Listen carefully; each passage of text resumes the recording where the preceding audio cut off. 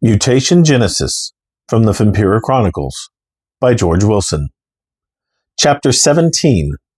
Rain. Thunder rolled. A storm was coming. David's head swam from the blow he had taken.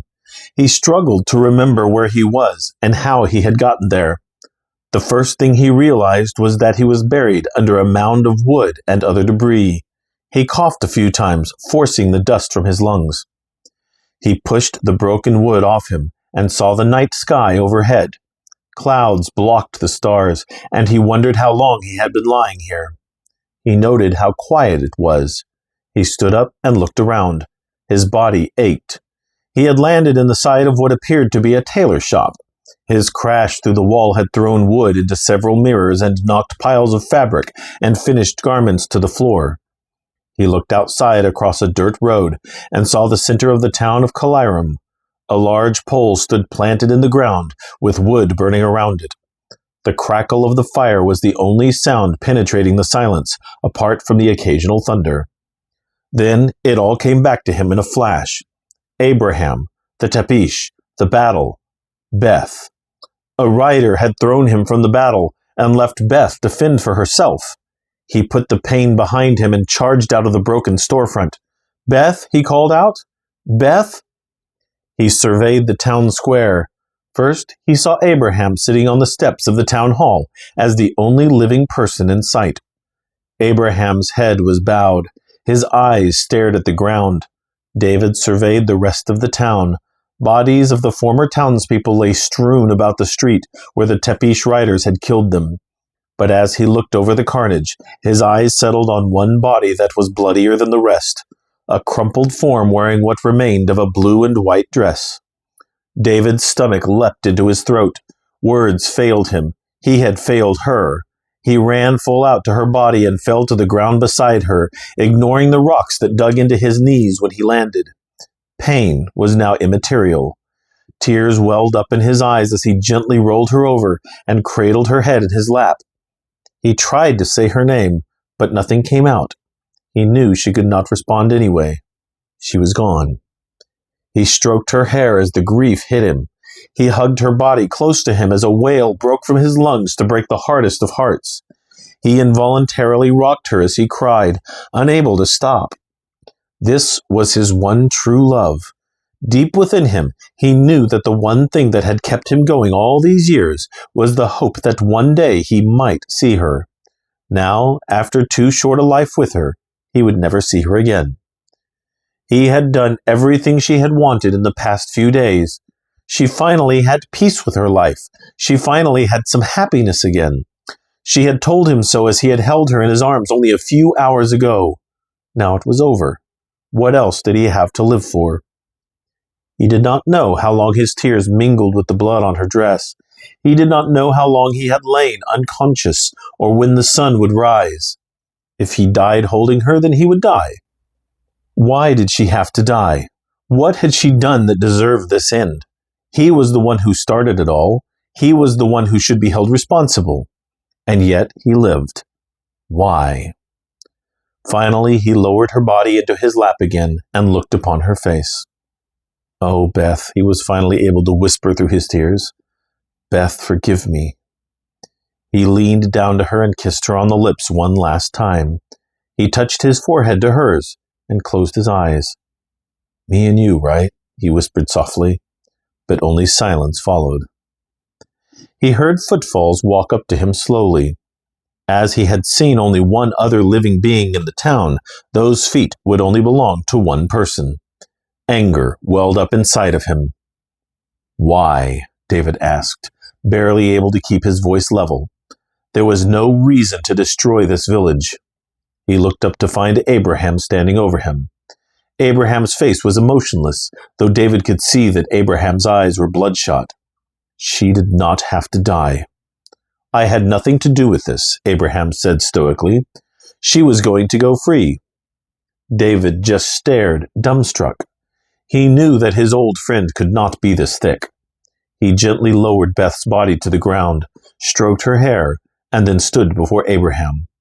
"You slaughtered all those people," David said. "I did nothing," Abraham replied. David was growing tired of this game. He grabbed Abraham by the collar and lifted him off the ground. Abraham made no effort to resist. He calmly hung limp in David's grasp and looked into his eyes. "Why shouldn't I kill you?" David asked. He had not expected to have any desire to kill Abraham.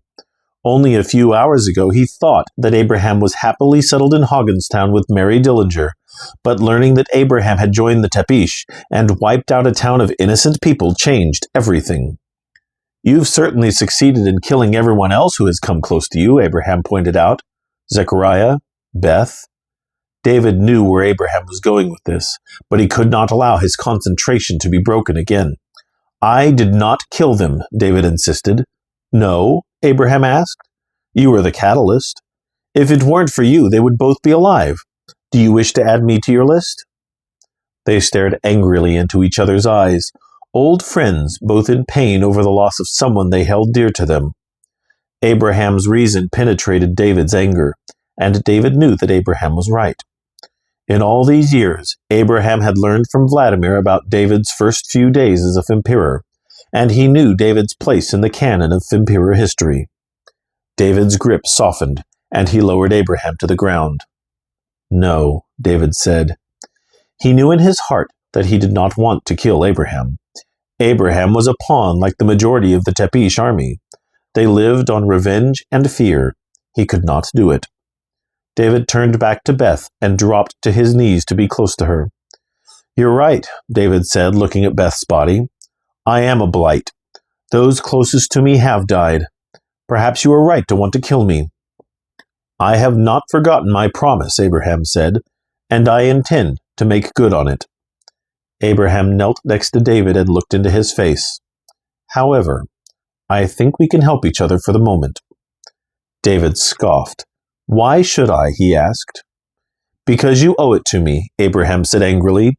"It is because of you that I am a Fempiror and in the employ of the Tepish." David shook his head. "You choose your sides." "That may be the Rostim way," Abraham said, "but with the Tepish, you do as you're told, or you die. I had no choice. You know that." "What did you do for them?" David asked. "You know how the difference between a Fempiror and the vampire myth is so pronounced?" Abraham asked him. David thought this was a bizarre question under the circumstances, but he shrugged and nodded. "What of it?" David asked. "I helped them mutate our blood into a serum to create real vampires," Abraham said quickly. "They feed on blood." David stared at Abraham in shock. If David had not been living the impossible for 10 years, he would have scoffed at Abraham's statement. He wanted it to be a ploy to throw him off. He looked into Abraham's face for any hint of deception, but instead of deception, he saw that Abraham looked afraid.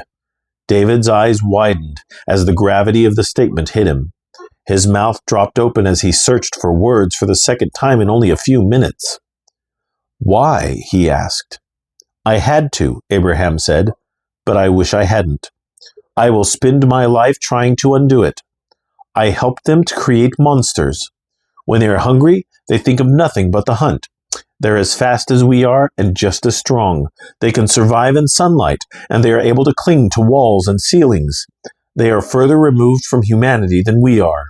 We call them the Mutation." If David were standing, he knew he would have just lost all sense of balance and collapsed. This was impossible. This was idiotic. He could not fathom a reason why anyone, Tepish or not, would wish to do such a thing. "Dear God," David breathed out, unable to think of anything to say.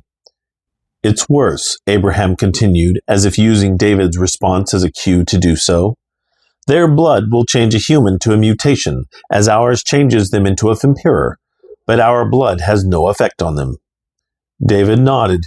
He was not sure how this was worse. "And theirs has none on us," he assumed. "Wrong," Abraham replied. "It takes mutation blood 10 days to change a human, but only 10 seconds to change a Fempiror." David stared at Abraham speechless. To spare his own life, Abraham had helped the Tepish create monsters who hunt mindlessly for blood when they need it, who can move in sunlight where the Rostim cannot help, and who can change a Fempiror into one of its own kind almost instantly. This was beyond stupid. In David's opinion, it was unconscionable. "You fool," David said angrily. "I admit it," Abraham replied coolly. "Then let's go to the source and destroy it," David said. He needed something to live for after tonight's nightmare. David stood and walked toward the edge of town. Abraham remained where he was. "Do you know what you're saying?" Abraham asked him as he walked away. "I don't care," David said. Now that Beth was gone, he had nothing else to live for, so concern for his life was far from his mind. He wanted a chance to take this creature out, and if he died doing it, they would be doing him a favor. "David, you can't do it on your own," Abraham called after him. "You need me." "You would betray me to my death," David said. The last thing he wanted was for Abraham to be gratified by killing him. He thought morbidly that while he did not care about his life any longer, he still had standards for how he preferred to die. "Just as I promised to avenge Beth through your death," Abraham stated, "I also promise that I will do nothing to you until we have succeeded in this." David stopped, realizing that since Abraham created this thing, he would have a far easier time reaching its source than David would. David also noted that he really had no idea where he was going. "I don't have a choice, do I?" David asked rhetorically. "No, you don't," Abraham stated. David sighed and walked back toward Abraham. Abraham turned to walk inside the town hall, but David paused and looked at Beth's body. He could not leave her here. "I want to take her home," David said. Abraham looked at him briefly and then shook his head. "Haven't you been warned about that before?" he asked. "Not to see anyone," David said, "just to give her a proper burial. The three of us have headstones there already, you know." "We do?" Abraham asked in surprise. David nodded. "I just thought that placing her there would be the most appropriate," he said. "Well," Abraham said with an uncomfortable pause, "let's get through tonight, or someone might have to fill all three of them." David nodded, and with a final glance to Beth's body, he followed Abraham into the town hall past Obadiah's former office to a blank space on the wall. Abraham pressed a button, which unlocked a secret passage into the back of the building. It reminded David a lot of Erufdium and even modern Aram. He shook off the nostalgia and followed Abraham into a small room to their immediate right after entering the back of the building. Clearly, this was Abraham's laboratory, with all the glass containers, papers, pens, and even several near Roth on a wide counter that dominated three of the room's walls. Abraham's attention was focused on the table in the center of the room, containing stacks of papers and a couple of vials containing what David assumed to be more of the mutation serum. "What are we doing here?" David asked. "I'm going to burn all of my papers and research on the mutation," Abraham said as he gathered the papers scattered across the counters. "So burn down the town hall," David said. "You've already wiped out the town. What does it matter?" Abraham shot him an angry look. He opened his mouth to speak, but finally said nothing. He walked back to the center table and stacked the papers into a single stack. David folded his arms and watched him impatiently. "So what do you suggest?" David asked. "The task before us is as easy as it is hard," Abraham said. "The Tepesh fortress is situated over the site of the original body hall, and they both use the same type of waste system, if you want to call it a system. They never connected it to the rest of Aram's sewer system because they didn't want anyone to be able to get into the fortress by crawling through it." Abraham placed a sheet of paper on the table and used a charcoal pencil to sketch a picture of the Tepesh fortress. He drew 7 progressively smaller boxes representing the layers of the fortress. Under the layers, he drew a jagged, curved line representing a hole. He drew a small picture of a cistern on one of the floors. "Every cistern in the place has a tube beneath it that leads to this underground cavern," Abraham continued, drawing a line from the bottom of the pot to the large hole beneath the fortress. "Each tube has a door at the top and a door at the bottom to help contain the smell. All the waste just sits down there in dark pools of some kind of thick, slick liquid. Although there is a way into that room, believe me, you don't want to go there. The smell will knock you flat."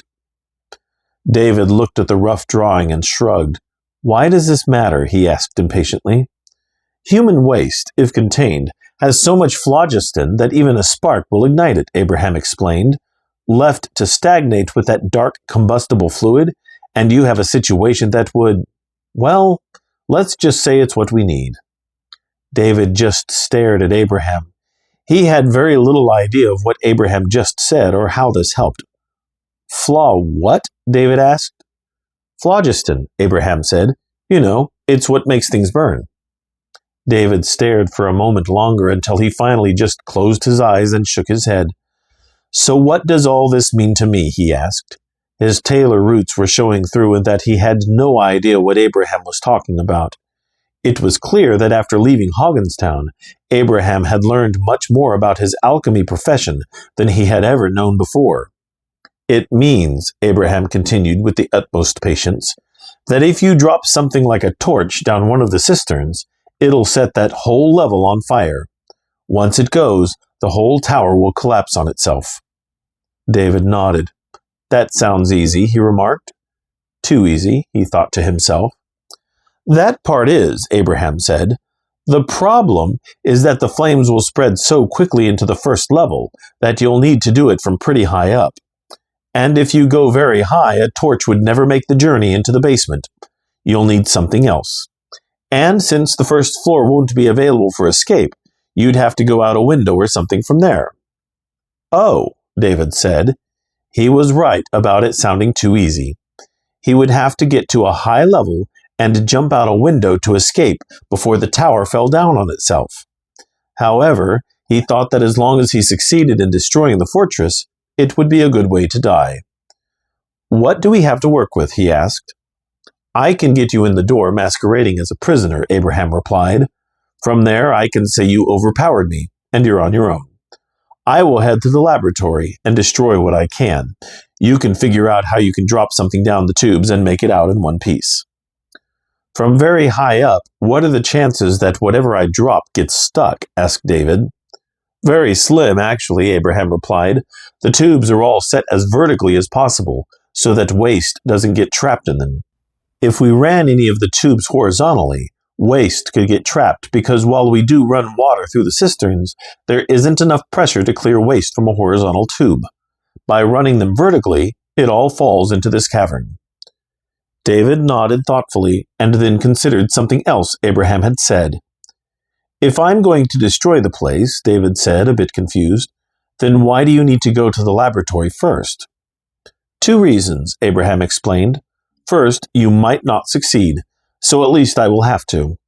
Second, if you do succeed, there's a chance that some information from the laboratory could survive. Either way, I want to destroy that information first." "Fine," David said. "Let's go." "I have to do one more thing," Abraham said, handing the stack of papers to David and walking out of the room. David rolled his eyes and wondered what else he could possibly need to do before they left. David glanced at the papers briefly. He gathered that Abraham intended to destroy them, so he took a few sheets from the top and tucked them into his shirt. He had an idea of what he would use to get a fire into the basement Abraham described, but he needed more than just the paper. He picked up the rest and followed Abraham down the passage to another room deeper into the back of the building. "Where are we going?" David asked, dutifully carrying the papers. "I need to destroy the subjects here," Abraham said. "None can survive if we are to eradicate the mutation." He entered the room at the end of the hall on the left. David followed him and found Abraham standing just inside the door, his mouth open in surprise. David looked at the room.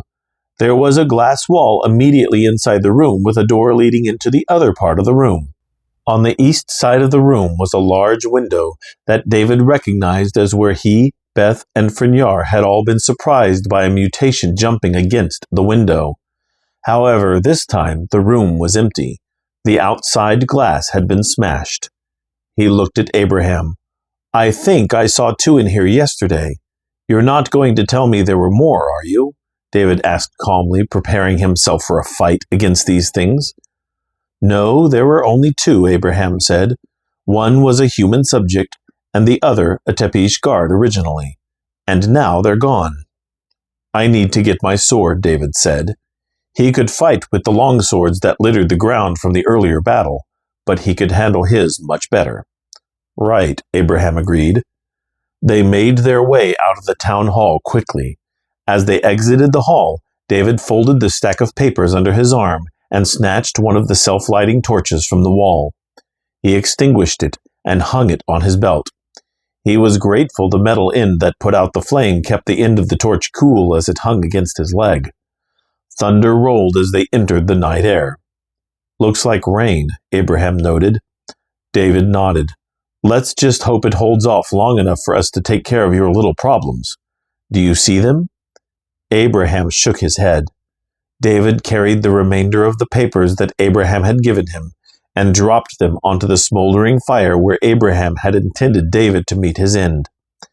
Abraham ran up behind him and watched as his research slowly caught fire and turned to ashes, destined to be forever washed away once the rain started.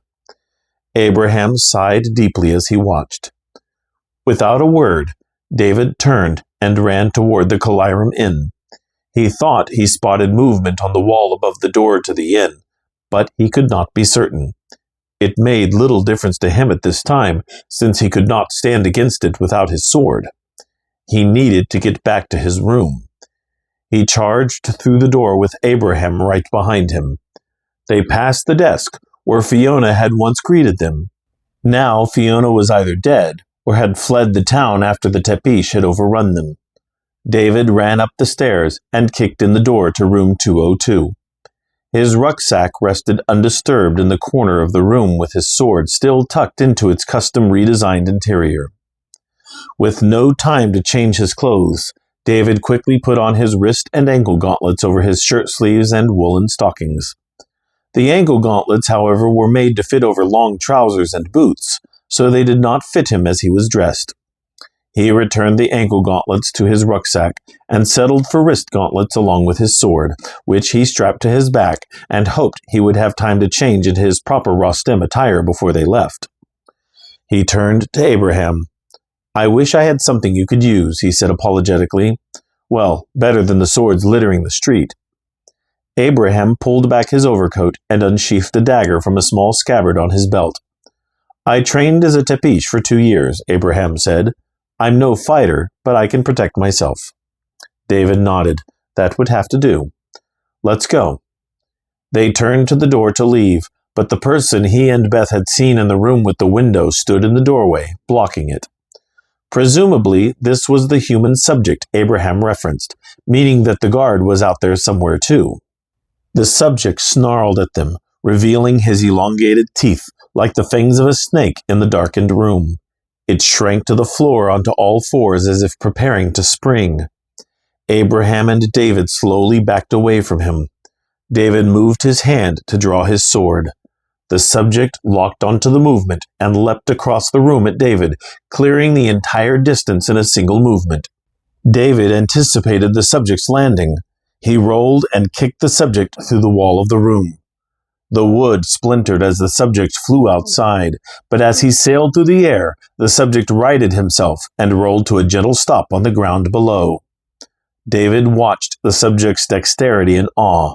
The subject looked up to David and just smiled. David wondered with concern if he were smiling at anything in particular. "David, look out!" Abraham yelled. David spun as the second mutation slammed into him, sending him gliding through the air before he crashed hard to the ground. Though winded, David knew he had no time for as much as a breath. The guard had him pinned to the ground. His only salvation rested in the animalistic nature of his attackers. The subject moved in, but the guard batted at him like two animals fighting over a meal. David took the chance to kick the guard off him. The guard landed a short distance away as David leapt to his feet and drew his sword.